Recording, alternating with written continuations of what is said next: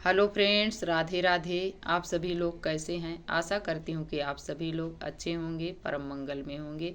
आज हम आप सभी को साल 2025 के चैत्र मास के शुक्ल पक्ष में आने वाली एकादशी की अनंत और अनंत शुभकामनाएं देती हूँ। मित्रों, आज की इस वीडियो में हम जानेंगे चैत्र मास के शुक्ल पक्ष में एकादशी का व्रत कब धारण किया जाएगा, एकादशी तिथि कब से प्रारंभ हो रही है, कब समाप्त हो रही है, एकादशी के नियम क्या हैं, एकादशी का पारायण कब किया जाएगा, किस चीज़ से किया जाएगा, ये सभी महत्वपूर्ण बातें आज की इस वीडियो में जानेंगे। तो चलिए मित्रों, वीडियो को शुरू करते हैं। यदि मेरी वीडियो आपको थोड़ी भी यूजफुल लगे मित्रों, तो लाइक सब्सक्राइब करना बिल्कुल मत भूलिएगा और प्यारा सा कमेंट लिखकर ज़रूर बताइएगा। आपकी एक छोटी सी लाइक से हमें बहुत हिम्मत एवं प्रेरणा मिलती है मित्रों, तो लाइक ज़रूर कीजिएगा। चलिए वीडियो को शुरू करते हैं। तो मित्रों, साल 2025 के चैत्र मास के शुक्ल पक्ष में आने वाली एकादशी का नाम कामदा एकादशी है। इसके नाम से ही ऐसा संबोधित होता है कि मनुष्य के एकादशी का जो भी भक्त व्रत करता है उसकी सभी मनोकामनाओं को भगवान श्री हरि की कृपा से पूर्ण होती है। और एकादशी का व्रत जो है, इसको करने से मनुष्य के सभी पाप जल कर राख हो जाते हैं और उन्हें अंत में वैकुंठ लोक की प्राप्ति होती है। एकादशी का व्रत जो है वो भगवान श्री हरि को समर्पित होता है। जो भी भक्त भगवान श्री हरि को, माता लक्ष्मी को एकादशी के दिन श्रद्धा भाव से पूजते हैं, उन्हें भगवान श्री हरि की कृपा प्राप्त होती है और अंत में वैकुंठ लोक की प्राप्ति होती है। इस दिन भगवान श्री हरि का पूजन किया जाता है। एकादशी का व्रत करने से मनुष्य के पाप तो नष्ट ही होते हैं, लेकिन उनके पूर्वज भी प्रसन्न होते हैं इस एकादशी का व्रत करने से।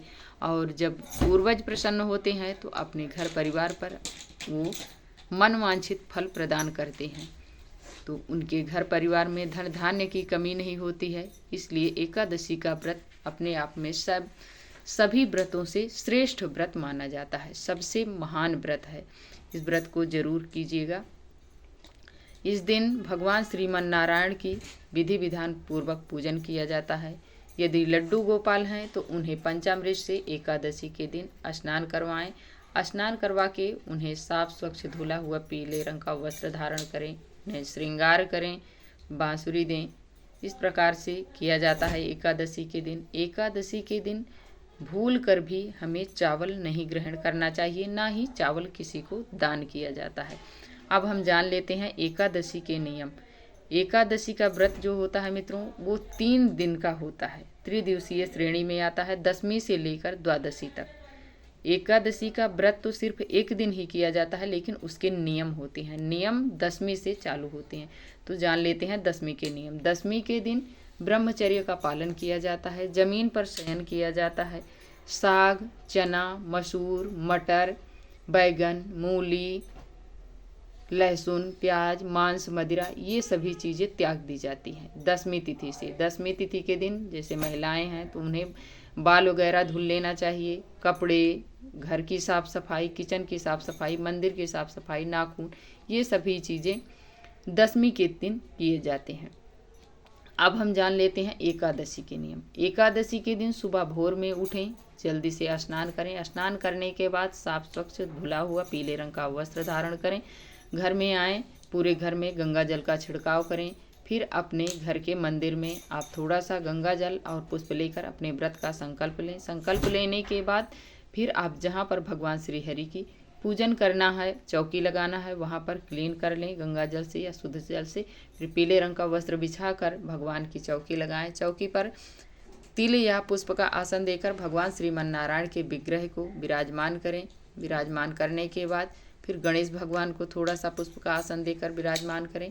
फिर एक लोटे में जल लें और जल से भाव रूप से मन में भाव करते हुए भगवान ठाकुर जी को हम श्रीमन नारायण को स्नान करा रहे हैं। इस प्रकार से हमें 3 बार भगवान को स्नान कराना है। स्नान कराने के बाद फिर हमें उन्हें वस्त्र स्वरूप कलावा समर्पित करना चाहिए, या चुनरी हो चुनरी समर्पित करें गणेश भगवान को भी। करने के बाद फिर उन्हें पीले रंग का तिलक करें भगवान श्रीमन नारायण को। गणेश भगवान को रोली से तिलक करें। करने के बाद थोड़ा सा उन्हें तिल समर्पित करें।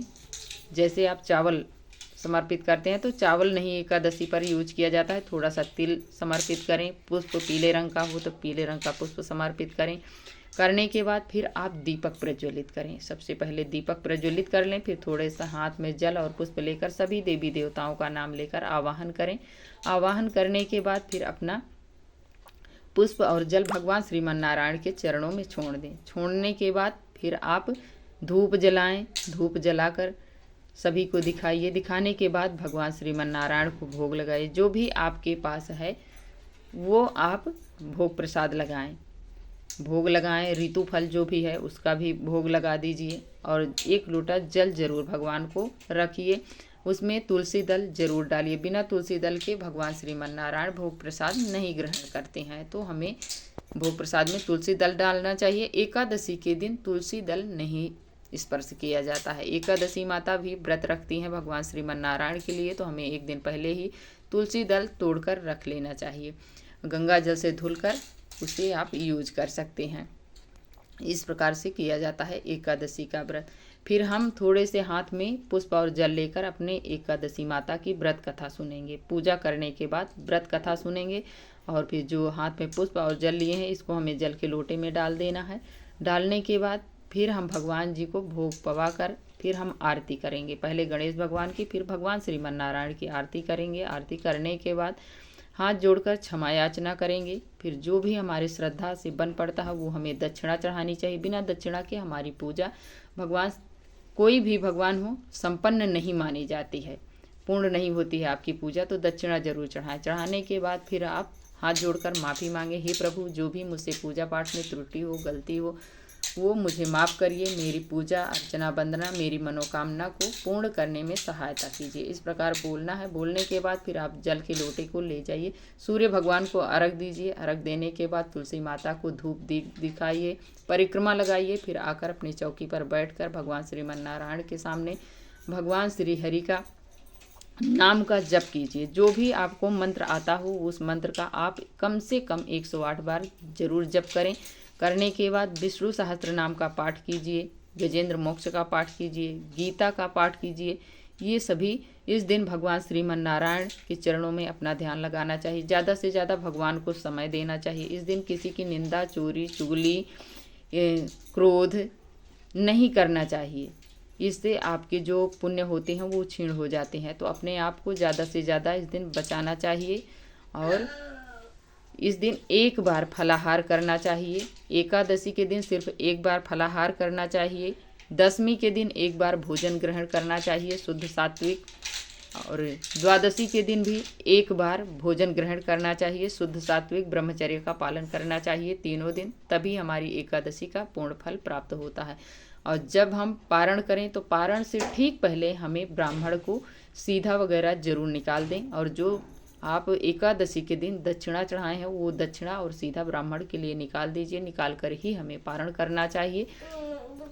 अब हम जान लेते हैं एकादशी कब से प्रारंभ हो रही है। तो मित्रों, साल 2025 में चैत्र मास के शुक्ल पक्ष में आने वाली कामदा एकादशी का व्रत प्रारंभ हो रहा है। एकादशी प्रारंभ हो रही है 7 अप्रैल दिन सोमवार को प्रारंभ हो रही है। शाम के 8:03 से लेकर 8 अप्रैल को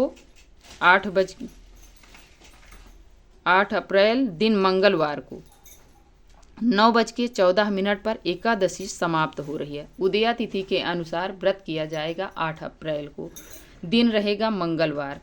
अब हम जान लेते हैं पारण का समय।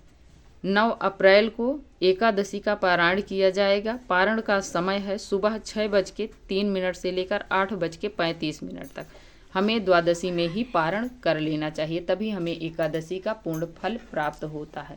अब हम जान लेते हैं एकादशी के दिन पारायण, द्वादशी को पारण किस चीज़ से करें। तो पारण यदि आप गंगा जल और तुलसी दल से पारण करते हैं तो आपको 1000 गौदान का गौ के दान के बराबर आपको पुण्यफल तत्काल प्राप्त हो जाता है। एकादशी का पारायण यदि तुलसी दल गंगा जल से करते हैं तो। इसके बाद आप चावल से भी पारण कर सकते हैं, आंवले से भी पारण कर सकते हैं, टोटल आपकी मर्जी है। तो आशा करती हूँ कि आप सभी को ये वीडियो अच्छी लगी होगी। यदि आपको थोड़ी भी यूजफुल लगे तो आप लाइक सब्सक्राइब करना बिल्कुल मत भूलिएगा और प्यारा सा कमेंट लिखकर ज़रूर बताइएगा कि ये वीडियो आप सभी को कैसी लगी। और वीडियो देखने के लिए आप सभी को बहुत बहुत धन्यवाद देती हूँ। अब मिलती हूँ एक और नए वीडियो के साथ, तब तक के लिए जय श्रीमन नारायण।